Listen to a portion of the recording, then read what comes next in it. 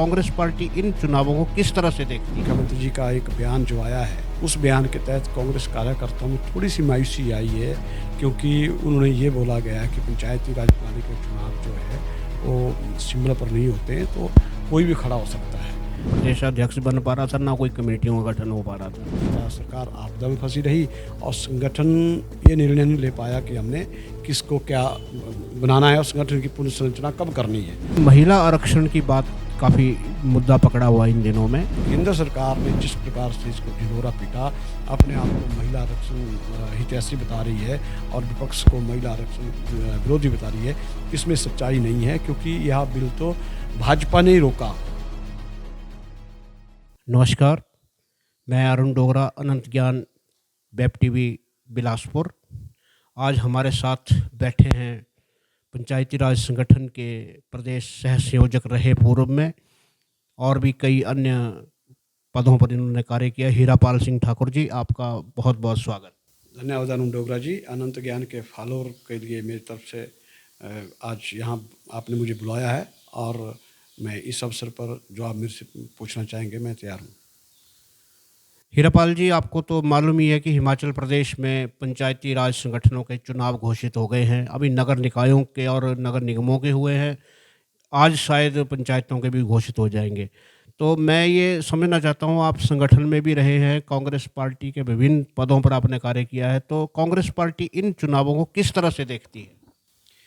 हमारे नगर निकाय और नगर निगमों के जो चुनाव है वो पार्टी सिंबल पर होते हैं और पंचायती राज प्रणाली के चुनाव जो है पार्टी सिंबल पर नहीं होते हैं।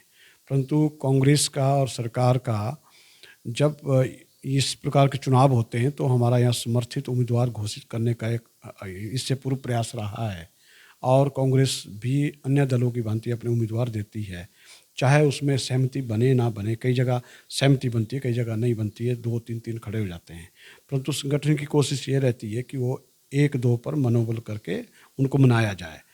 परंतु बीजेपी इसके लिए पूरी कमेटियां और समितियां बना रही है, उनका लड़ने का कुछ तरीका और है। परंतु हमारे सरकार में मुख्यमंत्री जी का एक बयान जो आया है और उस बयान के तहत कांग्रेस कार्यकर्ताओं में थोड़ी सी मायूसी आई है, क्योंकि उन्होंने ये बोला गया है कि पंचायती राज प्रणाली के चुनाव जो है वो सिंबल पर नहीं होते हैं, तो कोई भी खड़ा हो सकता है।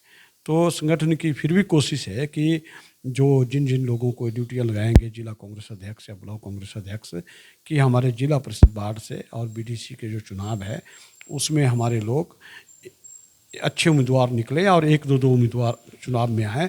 आम सहमति बनाने की कोशिश होनी चाहिए ताकि ये चुनाव जो है कांग्रेस पार्टी समर्थित उम्मीदवारों के हक में जाए और कल को बीडीसी के चेयरमैन बनाने हैं या जिला परिषद के चेयरमैन बनाने हैं, तब समर्थित उम्मीदवार अगर आपके होंगे तभी आप अपने लोगों को अपनी नगर पालिका है और आपकी पंचायत समिति और साथ में जिला परिषद आप उसमें काबिज हो सकते हैं।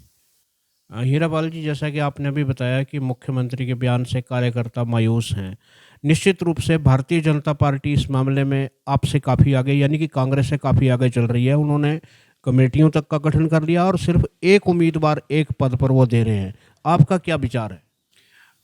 हमारा प्रदेश कांग्रेस अध्यक्ष विनय कुमार जी से यही निवेदन रहेगा, क्योंकि जिस प्रकार से उन्होंने प्रदेश कांग्रेस की कमेटी बनाई है, कुछ उसमें पदाधिकारी बनाए हैं कि जिला अध्यक्ष से उनकी प्राथमिक ड्यूटी ये बनती है कि वो भाजपा की तरह ही उसी लेवल पर इन चुनावों को लड़े और कमेटी फॉर्म करे जिला स्तर पर और ब्लॉक स्तर पर, और उसमें एक अच्छे उम्मीदवार और जो वहाँ का पूर्व मंत्री है, पूर्व विधायक है, उसके साथ बैठा करके अच्छे उम्मीदवार चुनाव में उतारे जाएं और जिससे कि इन चुनावों में कांग्रेस समर्थित उम्मीदवारों की जीत हो सके। हीरापाल जी, लंबे समय से संगठन निष्क्रिय था, यानी कि ना प्रदेशाध्यक्ष बन पा रहा था, ना कोई कमेटियों का गठन हो पा रहा था। तो क्या आप समझते नहीं हैं कि इसमें संगठन को कुछ कठिनाई आएगी? अक्सर ये देखा जाता है, सरकार चाहे अब कांग्रेस की है, इससे पूर्व चाहे भाजपा की थी, तो सरकार और संगठन, जब सरकार होती है तो संगठन में कोई भी राजनीतिक दल इस प्रकार की एक्टिविटी नहीं करता, क्योंकि वो सरकार के उसमें ज़्यादा दबाव में रहता है। तो कांग्रेस का भी 2 साल ऐसा निकल गया है जिसमें कांग्रेस की सरकार या कार्यकर्ता सरकार आपदा में फंसी रही और संगठन ये निर्णय नहीं ले पाया कि हमने किसको क्या बनाना है और संगठन की पुनर्संरचना कब करनी है। फिर अंतिम में विनय कुमार जी प्रदेश कांग्रेस के अध्यक्ष बने।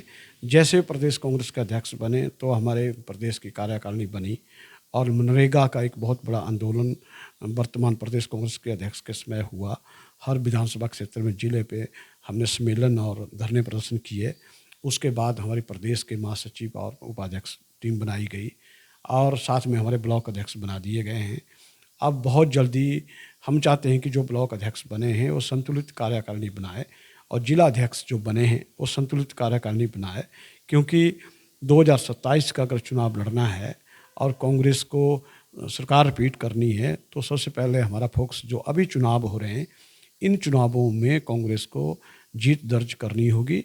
हमारे जिला परिषद 12 है, उस तरह बीडीसी के हैं और हर जगह हमारे लोग काबिज होने चाहिए और उससे एक मैसेज आता है कि सरकार और संगठन एक अच्छा काम किया है और सरकार के काम का भी पता चलेगा कि सरकार ने 3.5 वर्षों में क्या किया और लोग हमें वोट क्यों करें।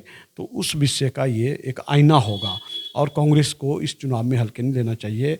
और मुख्यमंत्री जी से हमारा निवेदन है कि वो जब इस प्रकार के उम्मीदवार तय हो और हमारे प्रदेश कांग्रेस अध्यक्ष के साथ बात करके अच्छे उम्मीदवार, कल को जिला परिषद चेयरमैन बनाने हैं, पंचायत समिति के हमने चेयरमैन बनाने हैं, उसमें अच्छे लोग जो चुनकर आएँ तो जब कांग्रेस पार्टी समर्थित लोग आएंगे तभी हम इन जगह काबिज हो सकते हैं।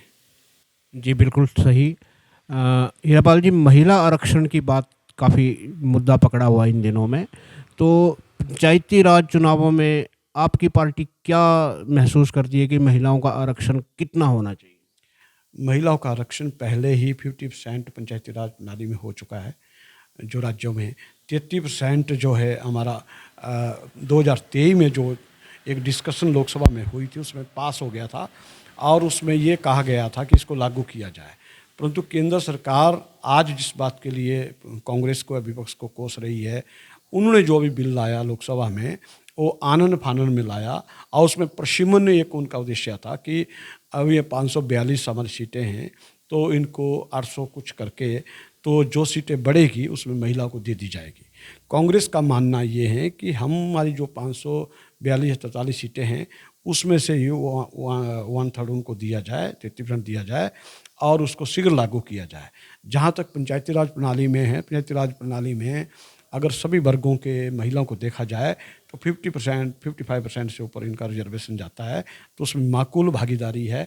बाकी जहाँ चेयरमैन रोस्टर के हिसाब से या बनने हैं वहाँ महिला को कितना देना है, ओबीसी एससी को कितना देना है, उसका कोटा निर्धारित कर दिया गया है और रोस्टर में आ गया है।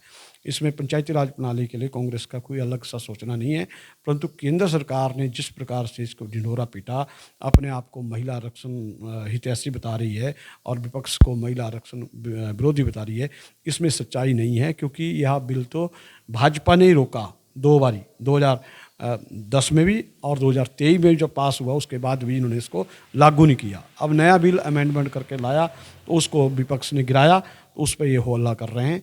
वो इनकी नालायकी है, ना कि विपक्ष की है। ठाकुर साहब, जैसा कि सोशल मीडिया पर देखने में आ रहा है कि युवा लोग इन चुनावों में अधिक बढ़ चढ़कर भाग ले रहे हैं, तो आपका क्या मानना है कि युवाओं को आगे आना चाहिए? बिल्कुल, युवा जो है हमारे राष्ट्र का एक निर्माता होता है और युवाओं को आगे आना चाहिए। कुछ हमारे लोग पंचायतों में 4-5 चुनाव लड़ चुके हैं, लोग पुराने वरिष्ठ लोग हैं, वो भी अगर दावेदारी करते हैं तो युवाओं के साथ वो खिलवाड़ करते हैं। मेरा कहने का मतलब है कि चुनाव 1 महीने पूर्व जो है हम तैयार हो जाते हैं और फिर चुनाव लड़ते हैं, वो कोई प्रक्रिया नहीं है। चुनाव लड़ने के लिए हमें पूरे 5 साल तैयार रहना पड़ता है, चाहे हम जीते चाहे हारें। तो उसमें कोशिश होनी चाहिए कि युवा प्रत्याशी कांग्रेस की तरफ से आने चाहिए और जो हमारे वरिष्ठ लोग हैं उनको आगे की तैयारी करनी चाहिए। अन्य चुनाव होते हैं उनको आगे जाना चाहिए और जिस प्रकार के चुनाव है, छोटे जो चुनाव है, वो युवाओं की तरफ उनको सेक्रीफाइस करना चाहिए, त्याग करना चाहिए ताकि युवा आगे आए। ठाकुर साहब, पंचायतों में कांग्रेस पार्टी का जो संगठन है तो ब्लॉक अध्यक्ष और ब्लॉक समिति जो कार्यकारिणी बनती है उसकी अधिक भूमिका रहती है। तो बिलासपुर जिले के जो 4 ब्लॉक हैं उनमें नए अध्यक्ष चुने गए हैं, तो क्या ये सामंजस्य बैठा पाएंगे? नए जो चारों ब्लॉक अध्यक्ष बने हैं वो नेताओं के सहमति से बने हैं और हमारा विनम्र निवेदन रहेगा कि वह ऐसे लोगों को चयन करे और ऐसी कार्यकारिणी बनाए जिसमें सभी वर्गों को लेकर के साथ चलें। उसमें एक व्यक्ति विशेष नेता कोई उसमें एक प्रभावित ढंग से कार्य न करे और सभी कार्यकर्ता जो वरिष्ठ है उनको साथ लेकर के कार्यकारिणी भी बनाएं और आगे जो उम्मीदवार चयन होगा उसके चयनित भी करें। उसमें ये ना लगे कि आप किसी व्यक्ति विशेष के रबड़ स्टैंप हो। तो संगठन का जो अध्यक्ष होता है वो एक अपने आप में एक ऑटोनोमस बॉडी होती है, उसको निर्णय लेने की अपनी वो क्षमता होती है और उसको अपनी क्षमता दिखानी चाहिए। और वरिष्ठ नेताओं का मान सम्मान है और होगा रहेगा, परंतु उनसे यही निवेदन है कि वो जिस पद पर वो बैठे हैं उस पद की गरिमा होती है, उस गरिमा को ढंग से निभाएं तो लोग उनको बहुत ज़्यादा पसंद करते हैं और उनका एक अपना अस्तित्व भी बना रहता है। ठाकुर साहब, एक अंतिम प्रश्न कि आने वाले एक वर्ष में विधानसभा के चुनाव भी होने हैं, तो क्या इन पंचायती राज चुनावों को एक ट्रेलर माना जाए? बिल्कुल अरुण जी, ये ट्रेलर होता है और क्योंकि 3.5 या 4 साल सरकार को हो गए हैं, 4.5 साल में सरकार ने क्या किया है, कितने चुनावी वायदे पूरे किए हैं और उसका भी इसमें देखने को असर मिलेगा। परंतु ये चुनाव थोड़ा सा निजी मुद्दों पर ज़्यादा होते हैं कि इस गांव का, उस गांव का, इस पंचायत का है या इस परिवार का है। इसमें ज़्यादा इसका एक्चुअल प्रभावित नहीं होता है जो हमारा आगामी विधानसभा चुनाव है, परंतु एक आईना जरूर होते हैं कि अगर हम इसको ढंग से लड़ेंगे और हम हर जगह कोशिश करेंगे, अगर हम 60% 70% जगह हमारे पात्र व्यक्ति जीतते हैं और हमारी नगर निकाय, नगर निगम और जिला पंचायत और पंचायत समितियाँ बनती है, पंचायत प्रधान जीत कर आते हैं, तो आने वाले 1.5 वर्ष में जो सरकार के जो नीति और कार्यक्रम हैं वह सुचारू रूप से चलेंगे तो 2027 में कांग्रेस रिपीट कर सकती है, अगर हम सही ढंग से संगठन और सरकार के जो तालमेल को बेहतर बनाएं और आने वाले जो समय इसमें विकास का जो कार्य है उसको जमीन पर उतारें। धन्यवाद हीरापाल जी, अनंत ज्ञान से बात करने के लिए आपका बहुत बहुत आभार। धन्यवाद अरुण डोगरा जी, अनंत ज्ञान के फॉलोअर का भी धन्यवाद।